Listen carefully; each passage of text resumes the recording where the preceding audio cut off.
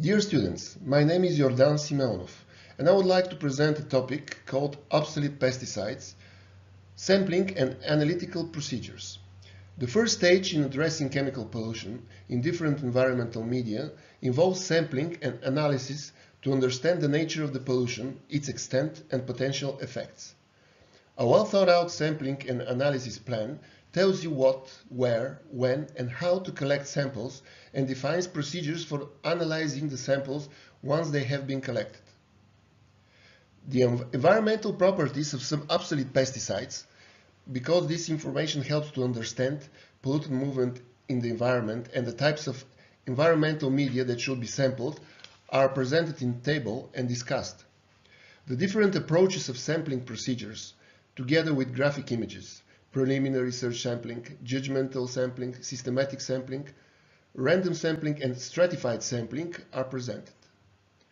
The analytical procedures, methods, and techniques in order to perform precision chemical analysis of the samples are briefly discussed.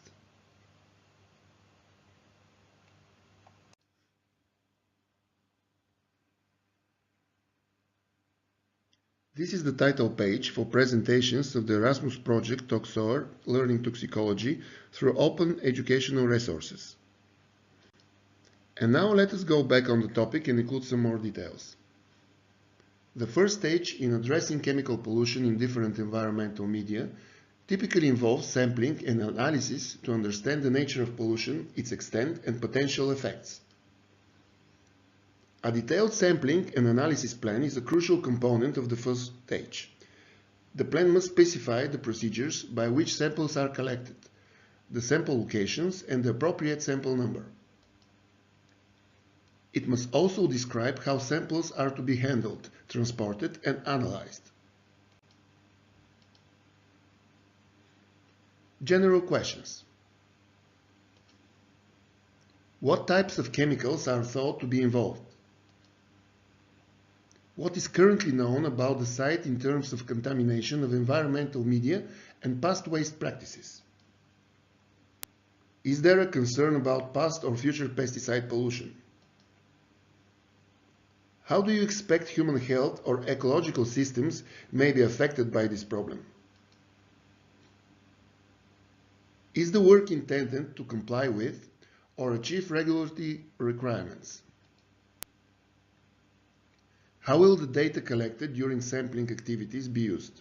To support risk assessment, to define the limits of contamination, to help develop a remedial action plan, or some combination of these? Questions about the site to be sampled. What have the past uses of the site been? Have past owners contributed to this problem? Is there a history of waste dumping at the site of nearby properties?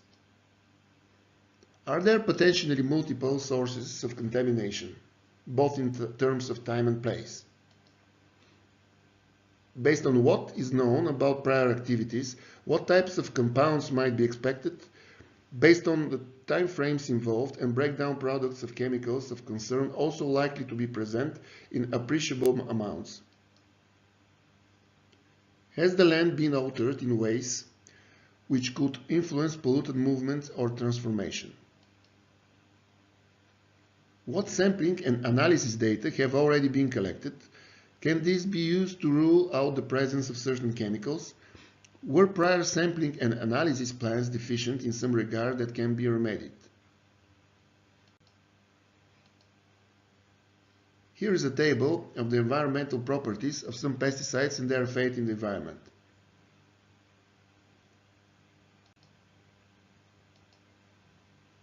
Judgmental sampling.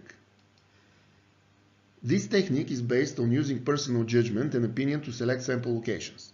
Samples are placed where one thinks they ought to be based on what is known about the site and the particular interests in defining the contamination. The advantages of the judgment sampling are that it takes advantage of site-specific knowledge and experience and is fairly easy and straightforward to implement. On the negative side, this method is subjective and depends on one's knowledge being accurate and complete. Systematic sampling.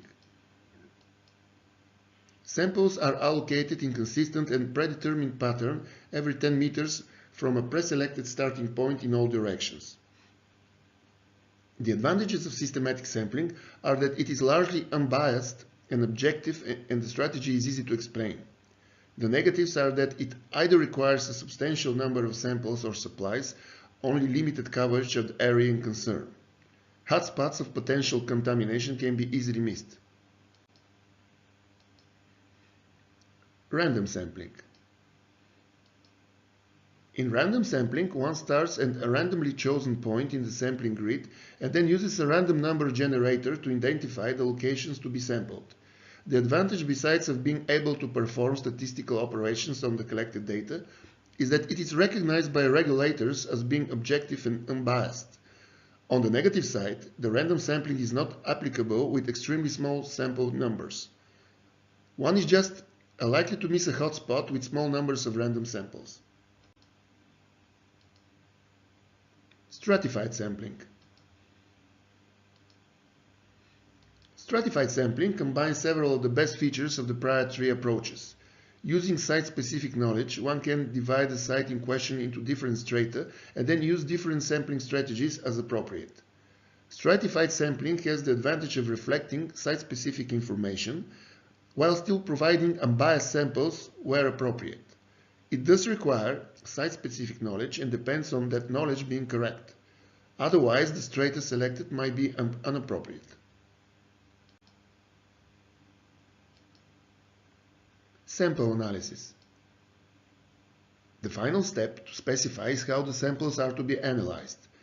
The directions should include not only the analytical method, but also whether any sort of the pre-analysis digestion or treatment is required.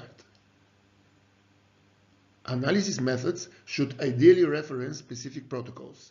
When specifying the analytical procedures to be followed, one should consider whether breakdown products or contaminants should also be included. It is vital that the sampling and analysis procedure specify the necessary detection limits for all analysis to be conducted. Data reported by the laboratory as below the detection limit will be useless if the detection limit is higher than the relevant regularity of risk criterion. At the end of the presentation is the closing page of the Toxor project, where you can see the logos of the participating educational institutions from 7 European countries.